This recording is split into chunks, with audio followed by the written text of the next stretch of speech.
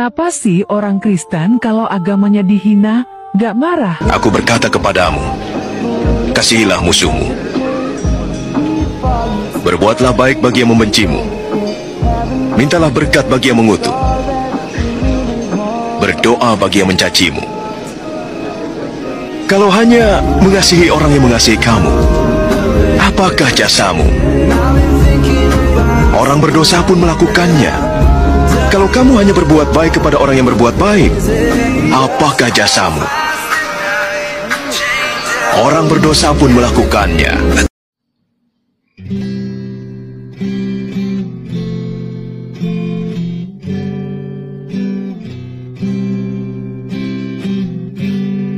Sekalipun aku dalam lembah kelam, ku tak takut sebab Kau besertaku.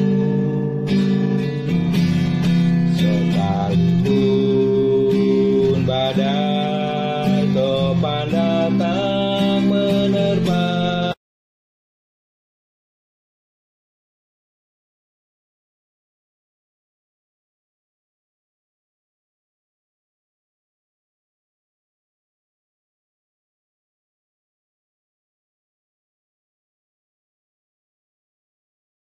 jadi kalau mereka kaya wajar, surganya.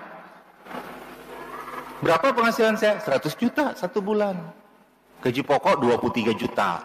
Ini banyak plus-plusnya. Banyak tambahan dari mana itu Pak? Penebusan dosa.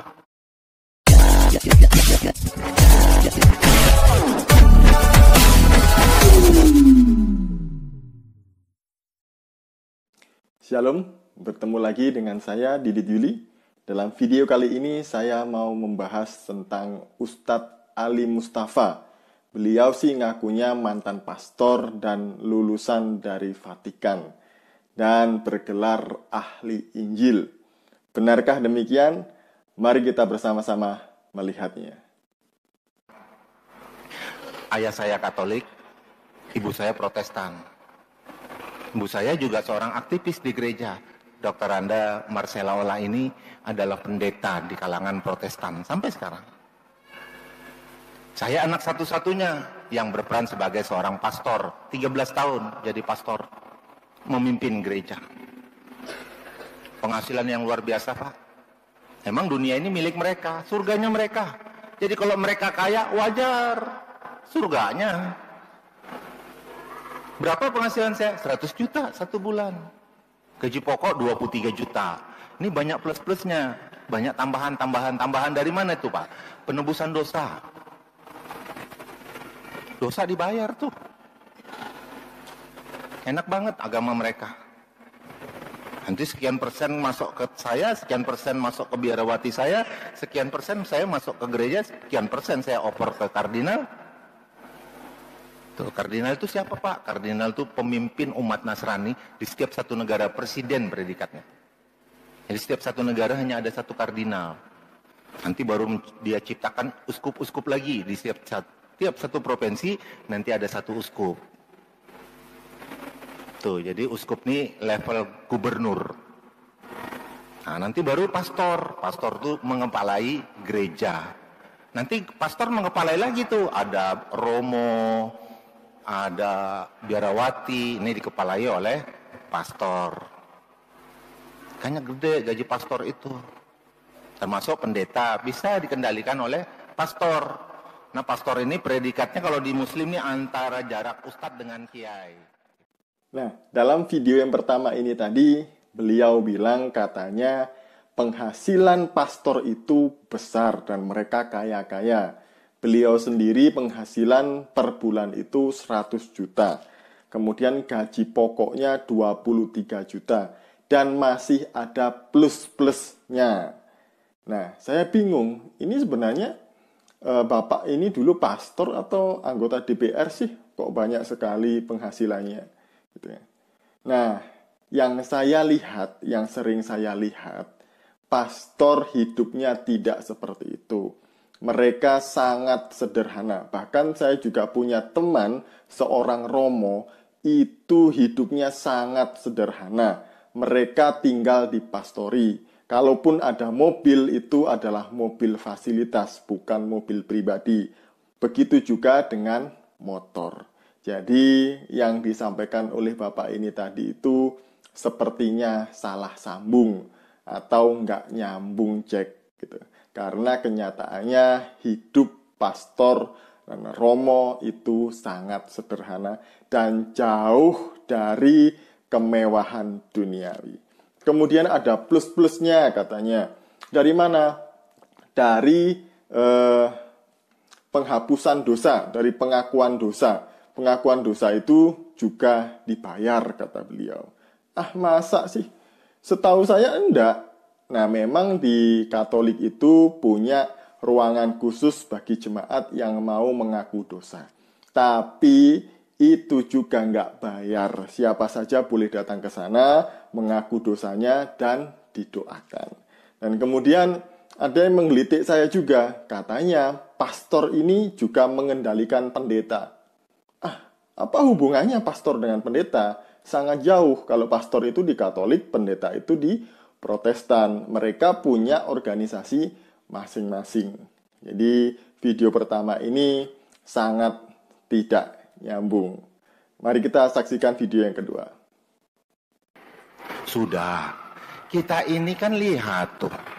Apalah arti dari suatu hukum Taurat yang menutupin kita tanpa keimanan kita pada Yesus Kristus. Imanilah Kristus itu jika kau ingin selamat, tuh dogmanya, Pak. Jadi apa dia bilang? Sudah, kamu jangan perhatikan ke sana. Beriman saja kamu sama Yesus. Sudah cukup. Kamu jangan kritik tentang hal ini. Padahal saya kritik, Pak. Apa yang dia bilang? Kalau kamu sudah durhaka dan lihat di dalam Matius pasal 40 surat 39, ketika kamu dianggap seperti buah busuk oleh Yesus, dipetik dari pohon lalu dilemparkan oleh Yesus, maka seluruh iblis akan menjemputmu dan memasukkanmu kepada azab Allah di surga. Nah, padahal ada azabnya juga, Pak. Ada azabnya, cuma tidak yakin dengan kiamatnya, itu saja. Dan saya bingung. Ada yang mendengar tadi dari kejanggalan yang beliau katakan? Beliau mengatakan Matius pasal 40 surah 39. Sebenarnya yang Bapak sampaikan ini Alkitab atau Al-Quran sih? Kalau di dalam Alkitab yang Bapak maksud, Matius itu nggak ada yang pasal 40, Pak. Karena Matius pasalnya hanya sampai 28. Nah, katanya lulusan Vatikan. Masa ini aja nggak tahu, Bapak. Kemudian juga disampaikan bahwa isinya tadi itu nggak nyambung juga. Yang diucapkan beliau tadi itu sama sekali nggak ada di dalam Alkitab. Gitu ya. Makanya ini benar-benar ngawur. Mari kita lihat video selanjutnya. Mohon maaf, Pak ya, saya pernah di Makassar itu September 2015. Saya pernah adu debat dengan seorang mantan Muslim, Murtadin, Saifuddin Ibrahim namanya. Dia mewakili dari organisasi Muhammadiyah, kala itu menurut dia. Itu diadakan resmi di di Masjid Al-Markas Makassar.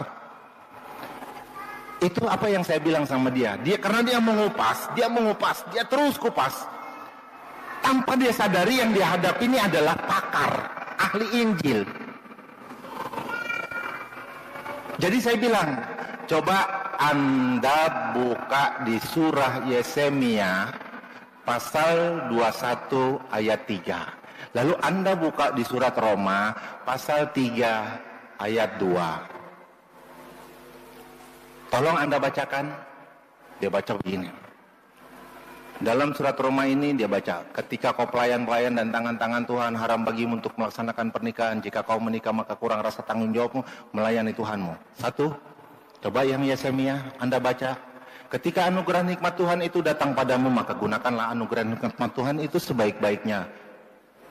Meskipun kau berhubungan intim antara laki dan wanita dengan tidak diikatkan dengan tali pernikahan, namun didasari suka sama suka, dan tidak memperkosa sebelah pihak, merugikan pihak lain, maka sah di mata Tuhan. Menurut Anda, Dan menurut penelitian dan analisa Anda, apakah kitab ini mengajarkan Anda seperti hewan? Bapak saya tanya, dengan 2 ayat ini, bagaimana kesimpulan Bapak? Apakah kita diajar dengan sifat manusia atau sifat binatang? Sifat binatang. Kenapa? Kita tidak melalui tali pernikahan dan kita dianggap bebas. Hewan juga melakukan bebas tanpa merugikan orang lain, tanpa merugikan hewan-hewan yang lain. Betul? Jadi saya bilang, Anda masuk agama itu hanya mau jadi binatang, bukan mau jadi manusia. Karena Anda tidak menggunakan otak Anda. Nah, katanya Pak Ustadz ahli Injil, ahli kitab. Tapi kok nggak tahu Alkitab ya? Bahkan salah-salah menyebutnya.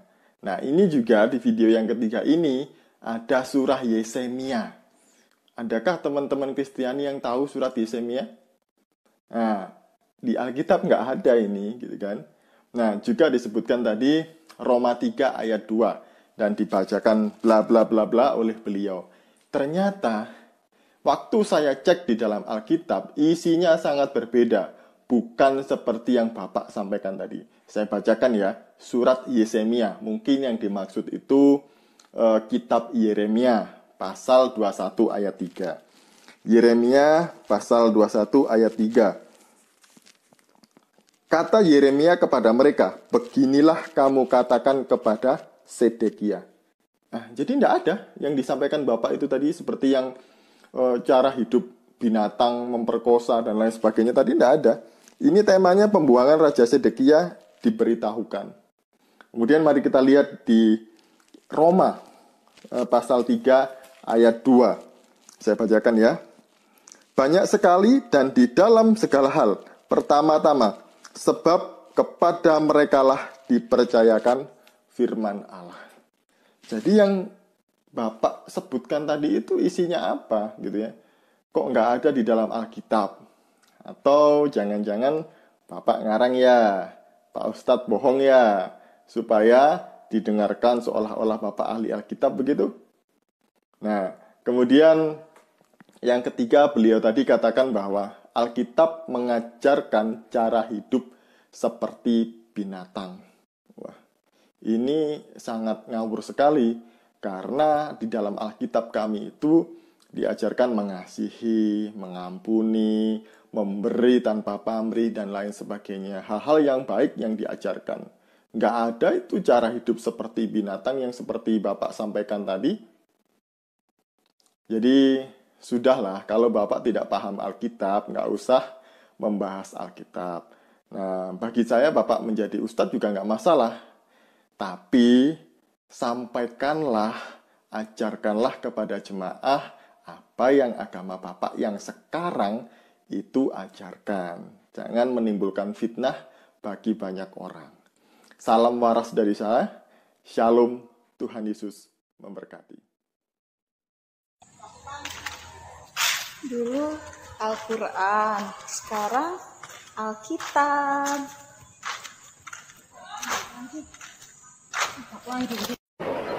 Datanglah kepadaku dan dengarkanlah, maka kamu akan hidup. Carilah Tuhan selama ia berkenan ditemui, berserulah kepadanya selama ia dekat. Baiklah orang jahat meninggalkan jalannya dan kembali kepada Tuhan, karena ia memberi pengampunan dengan limpahnya. Sungguh, kamu akan berangkat dengan sukacita dan akan dihantar dengan damai.